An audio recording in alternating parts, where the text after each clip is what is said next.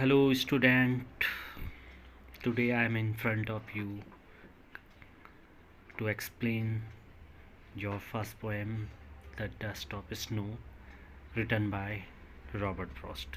बच्चों, आज मैं आपके सामने आपको जो है जो आपके पास जो पोएम है डस्ट ऑफ स्नो, उसको थोड़ा सा जो है एक्सप्लेन करना चाहता हूँ, जिससे आप उसे आसानी से समझ सकें और आपकी समझ में आ सके।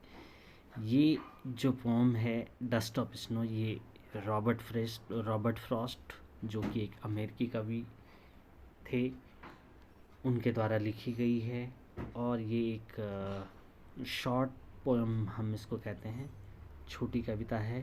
पर ये एक छोटी सी कविता जो है बहुत बड़े अर्थ लिए हुए हमें बहुत सारी चीज़ें समझाती है, जो आपको मैं अब समझाने जा रहा हूँ। तो देखिए, ये जो पोएम है, The way a crow shook down on me the dust of snow from a hemlock tree has given my heart a change of mood and shaped some part of a day I have rued।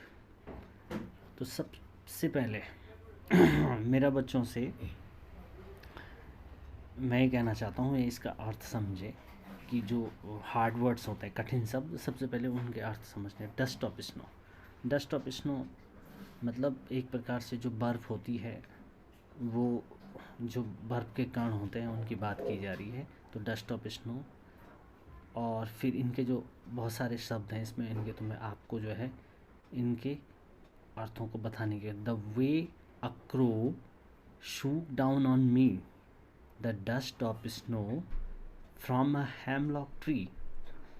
यहाँ पे point कहते हैं the way a crow shook down on me.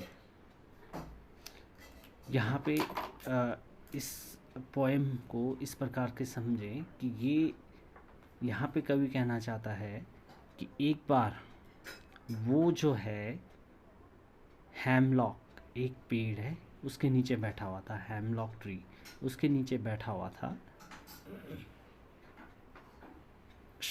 Accrue shook down on me, accrue sitting, वहाँ पे उस पेड़ पे एक कौवा बैठा हुआ था, उसी पेड़ पे, और उसके हिलाने से जो है वो जो डस्ट ऑफ स्नो है वो पॉइंट पे गिर जाती है।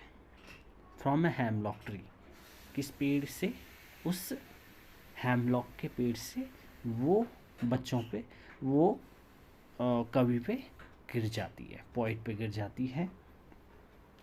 Has given my heart a change of mood, और जब मेरे पे वो डस्ट ऑफ स्नो गिरती है, जो मेरे पे जो है वो जो है जो बर्फ़ होती है, वो जब गिरती है, उसके पार्टिकल्स मेरे पे गिरते हैं, तो मेरा जो मूड जो है, जो पहले जो मेरा मूड जो ख़राब था, मेरा बैड मूड था, वो बदल जाता है। And save some part of a day I have rude, और अब मैं ये सोच रहा था कि अब मुझे जो है पछतावा नहीं करना चाहिए, और जो मेरा बाकी बचा हुआ समय है दिन का, उसको मुझे सदुपयोग करना चाहिए। तो इस प्रकार से यहाँ पे मैं आपको विस्तार से इसकी थोड़ा सा समरी बताने की कोशिश करता हूँ। तो किस प्रकार से है कि यहाँ पे जो मुख्य चीज़ें हैं इस छोटी सी पोएम के द्वारा, वो है यहाँ पे क्रो और हेमलॉक ट्री। तो क्रो मतलब कौवा, और हेमलॉक ट्री, ये दोनों ही जो है प्रतीक हैं दुख के, सिंबल ऑफ सोरो या बैड मूड। यहाँ पे जो कवि है, पोइट है रॉबर्ट फ्रॉस्ट, वो जो कह रहे हैं मैं बैड मूड में हूँ, अच्छा उनका मूड नहीं है, और ये दुख में है, बुरे समय में है। क्रो जो कविता में वर्णन किया, क्रो और हेमलॉक ट्री, हेमलॉक पॉइजनस, एक जहरीला पेड़ होता है, और क्रो जो है, कहीं भी आप कविता में देखें तो ये जो है कभी भी जो है जब भी हम कुछ अच्छा दिखाना चाहते हैं या कुछ नेचर या बर्ड्स के बारे में बताना चाहते हैं, तो हम अच्छे जैसे डव या और बर्ड्स का हम रेफरेंस देंगे, पर क्रो का नहीं देते हैं। पर यहाँ पे जो मूड है उसके अकॉर्डिंग क्रो और हेमलॉक ट्री जो है पोइट के जो है बैड मूड को दिखाते हैं, उनका जो है सौरो दुख को दिखा रहे हैं।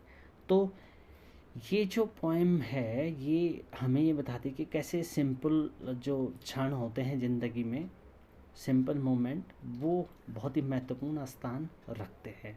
तो ये जो पोएम है हमें ये बताती है कि एक बार जो है, जो कवि हैं वो हेमलॉक पेड़ के नीचे बैठे हुए थे, उसी पेड़ पे जहाँ एक कौवा बैठा हुआ था, और उसके हिलाने से वो डस्ट ऑफ स्नो जो है पोइट पे गिर जाती है, और पोइट पे गिरते ही जो बड़ा दुखी नीचे बैठा हुआ था कवि, उसका मूड एकदम से बदल जाता है और उसे महसूस होता है कि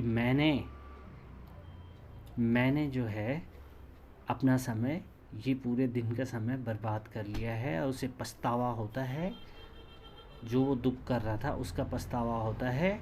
और उसने फिर ये महसूस किया कि मुझे जो है आप जो बाकी बचा हुआ दिन का जो भी मेरा समय है, मुझे उसका सदुपयोग करना चाहिए, यूटिलाइज़ करना चाहिए, और इससे जो है वो जो दुख है वो दूर हो जाएगा और सब कुछ ठीक हो जाएगा। तो यहाँ पे जो ये स्नो डस्ट है, इसके कारण जो है वो एकदम से फिर क्या हो गया, पूरा परिवर्तन हो गया, उसका दुख भरा जो मूड था वो एक एनर्जी से रिवाइवल, या उसका मूड दोबारा से सही हो गया, और इस प्रकार से उसका बाकी का दिन उसने सदुपयोग करने की सोची।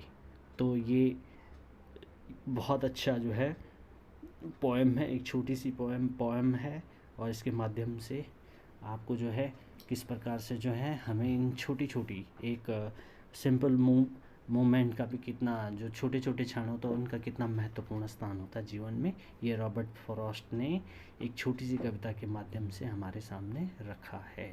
धन्यवाद।